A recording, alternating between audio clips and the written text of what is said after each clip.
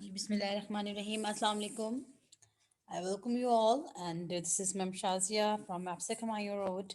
And this lecture is for 8th class subject biology, and I am taking a topic from chapter number 4, that is cells and tissues. The learning objectives of my today's lecture is by the end of this lesson, you will be able, inshallah, to understand the concept of various examples and applications of active transport, for example, endocytosis and exocytosis. So basically, we are going to discuss two major topics, endo and exocytosis. Active transport. My today's lecture is actually the extension of my last lecture. Let's start the lecture with the definition of active transport. Let's recall, by the way, the definition of active transport is it is actually the movement of molecules across a cell membrane from a region of lower concentration to a region of higher concentration against the concentration gradient. Now, active transport requires a cellular energy ATP to achieve this movement. तो क्या था active transport की definition में कि it is ये molecules की movement थी, right? It is the movement of molecule from a region of lower concentration to a region of higher concentration. कम कॉन्सेंट्रेशन वाली जगह से ज्यादा, ये हम कई दफा डिस्कस कर चुके हैं that it is the opposite of all of the other type of movements. And it requires energy as well. This type of movement requires energy, which is in the form of ATP. कौन बनाएगा? This ATP will be produced by the mitochondria. ठीक हो गया, recall हो गया यहाँ तक. Okay, now the types of active transport, we have already discussed one type, that is carrier proteins in the case of sodium potassium pump. And in my today's lecture, I'm going to discuss endocytosis and exocytosis, other two types of movements of molecules that requires energy. Now, endocytosis. So the definition, let's read the definition. It's the process of cellular ingestion of bulky materials by the infoldings of cell membrane. इस definition में कुछ terms थी, cellular injection, बल्की material, infoldings. सो ये terms हम देखते हैं with some example. This is, for example, this is a cell, right? It can be a cell of amoeba. Amoeba आपको सारों को याद होगा. Amoeba हमने पढ़ा था किंगडम प्रोटिस्टा में, सिंगल सेल, ठीक है ना? अब सिंगल सेल किस तरह फूड एब्जॉर्ब करेगा, मैं बाद में डिस्कस करती हूँ. बहरहाल हम देखते हैं कि ये कोई एक सेल है. इस सेल ने ये जो चीज़ें हैं ये बल्की मटेरियल्स हैं. बल्की मटेरियल्स फूड आइटम्स हो सकता है, ये बड़ा लार्ज साइज स्ट्रक्चर्स हो सकते हैं. ये अगर ये एक हमारा वाइट ब्लड सेल हो तो ये बैक्टीरिया हो सकते हैं, ठीक है ना? तो ये एक कुछ खास किस्म के मटेरियल्स हैं, ठीक है ना? ये कोई बैक्टीरिया भी हो सकता है, ये कोई फूड भी हो सकता है. ओके, अब ये जैसे ही सेल के करीब आया, इस सेल के करीब अगर जब ये आता है, let me take the pointer. अच्छा, ये देखो, ये इस सेल के करीब आ गया. सेल के करीब आया तो सेल के बिल्कुल क्लोज होते होते सेल मेम्ब्रेन भी इसकी तरफ मूव कर रही है, इसका मतलब. और जब मूव कर रही है तो इसकी इनफोल्डिंग्स होगी, जैसे जैसे सेल के अंदर जाने की कोशिश कर रहा है, ठीक है? तो ये सेल के अंदर डायरेक्टली नहीं जा पा रहा, ठीक है, इनडायरेक्टली जा रहा है. तो इनफोल्डिंग कैसे हो रही है कि इसी फूड के इर्द गिर्द इसकी सेल मेम्ब्रेन एनसर्कल्ड है, ठीक है ना? एनसर्कल कर रही है इसको. करते करते पूरा एनसर्कल कर लिया, ये दोनों साइड्स आपस में फ्यूज हो गई और ये सेल के अंदर आ गया. मीन्स सेल मेम्ब्रेन यहाँ से थोड़ी सी टूट गई है ना, सेल मेम्ब्रेन थोड़ी छोटी हो गई. I mean overall size of a cell will reduced, और ये अंदर आ गया. अब ये इसके अब ये चीज़ क्या बनी, इसका नाम है फूड वैक्यूल. बस अभी यहीं तक देखो इस डायग्राम, उसको बाद में देखेंगे हम.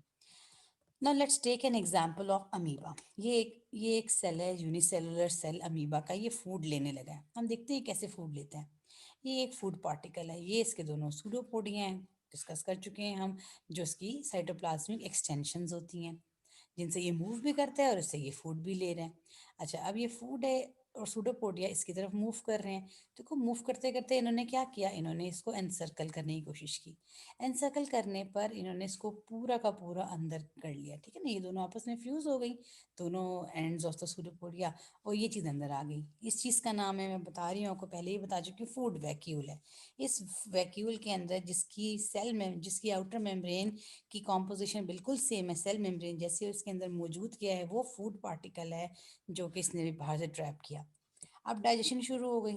डाइजेशन शुरू होने के बाद इसमें से सारा फूड मटेरियल, देखो ये नज़र आ रहा है ना डार्कर रीजन, इसमें से सारा फूड पार्टिकल्स बाहर निकल गए, ठीक है, ब्लू ब्लू भी हैं, कुछ और भी हैं, सब बाहर निकल गए।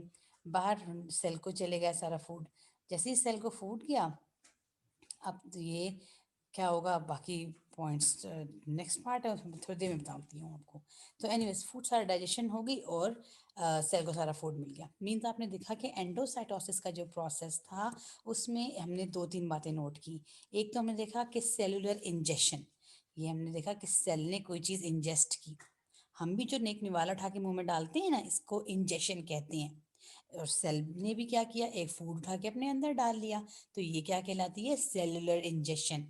सेलुलर इंजेक्शन के बाद क्या होता है, बल्की मटेरियल की बात हुई। इंजेक्शन किस चीज़ की हुई, बल्की मटेरियल की हुई, यानी कि फूड की हुई, यानी कि किसी बड़े सॉलिड पार्टिकल की हुई। ठीक है। इसके बाद उसमें एक वर्ड था इनफोल्डिंग। क्योंकि यहाँ से पहले सेल मेम्ब्रेन इतनी ज़्यादा इनफोल्डेड नहीं थी, सेल मेम्ब्रेन पहले ऐसी थी, स्मूथ सी। फिर आस्ता आस्ता फूड उसके करीब जाता रहा, ये अंदर को मुड़ती चली गई, इनफोल्ड होती चली गई। इनफोल्ड होते होते आपस में इतनी इनफोल्ड हो गई कि आपस में फ्यूज हो गई। राइट। सो हमने डेफिनेशन की सारी टर्म्स डिस्कस कर ली। Endocytosis is taken up of the food inside the cell or utilizing its own cell membrane. ठीक है, this is called as endocytosis. Okay. Now, endocytosis is, by the way, are of two types: phagocytosis and pinocytosis. Now, phagocytosis, phago means eating, cytosis cell eating, right? क्या eating, किस तरह की eating है, cellular eating है। But cellular eating किस type की, solid food materials की। Pinocytosis, this is the cellular drinking, means ingestion of the liquid food particles या ingestion of some liquids या fluids। तो दो तरह की हैं endocytosis.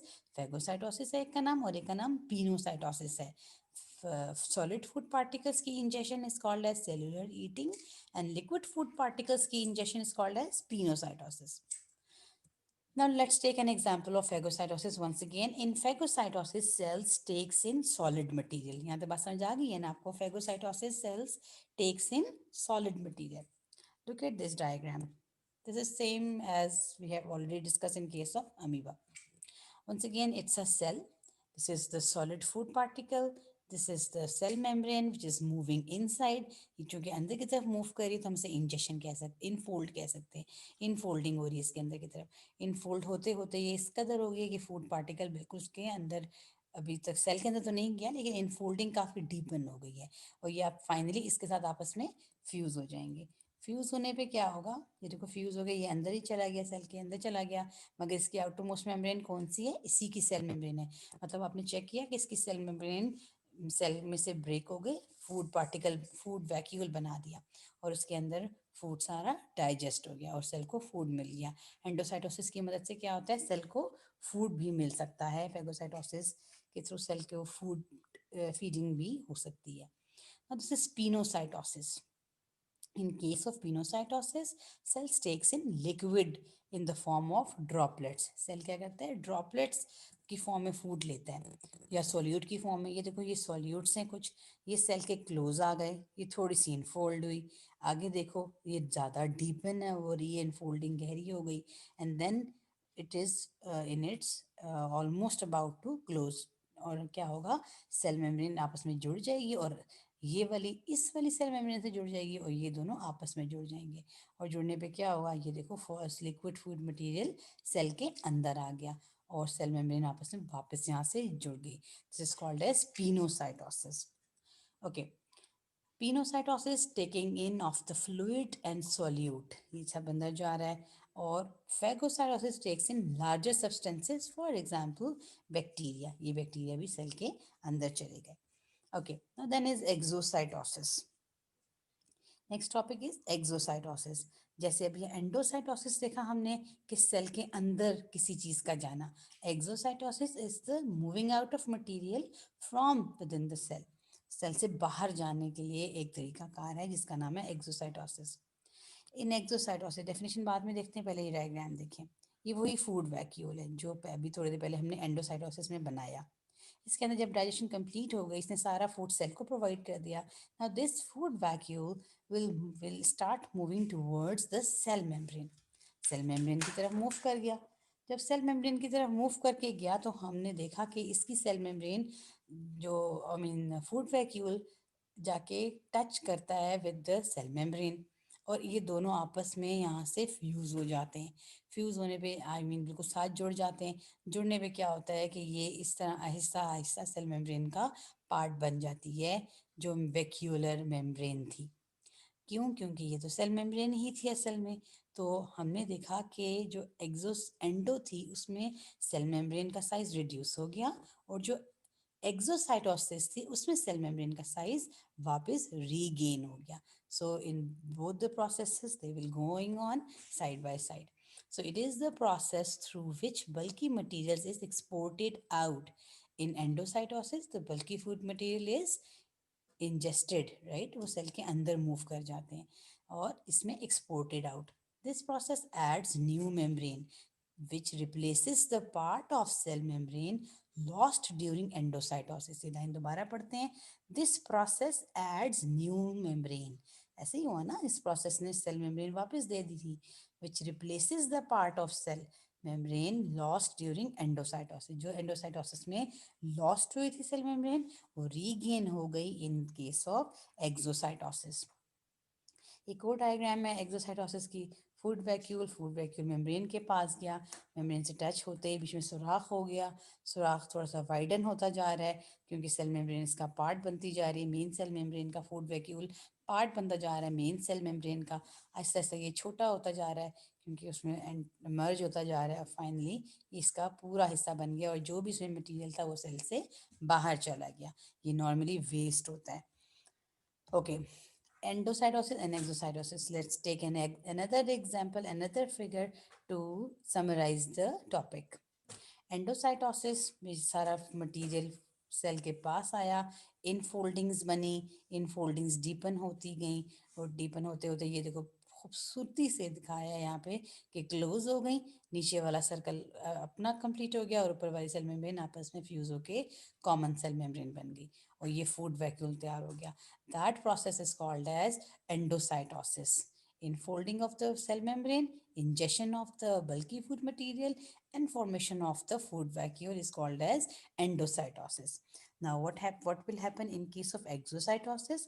This is the same food vacuole. It will after the process of digestion, it will give all of the food to the cell, and it retains with the waste material. This waste material, along with this food vacuole, along with the waste material, going to the cell membrane. उसी तरह देखो cell membrane से touch हुआ और उसका part बनता चला गया. ऐसा ऐसा ये हुआ, और फिर ये सीन हुआ, सब सारा वेस्ट बाहर निकल गया, और ये सेल मेम्ब्रेन का परमानेंट पार्ट वापस बन गया. यहाँ ये टूट के अलग हुआ था एंडोसाइटोसिस में सेल मेम्ब्रेन, और यहाँ सेल मेम्ब्रेन हमने वापस दे दी. फूड वैक्यूल ने सेल मेम्ब्रेन को उसका पार्ट वापस दे दिया.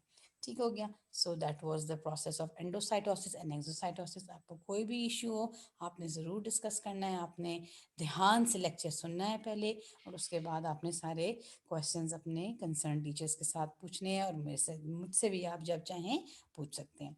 आई thank you all for the patience listening. अल्लाह हाफिज़. इंशाअल्लाह ताला फिर मुलाकात होगी.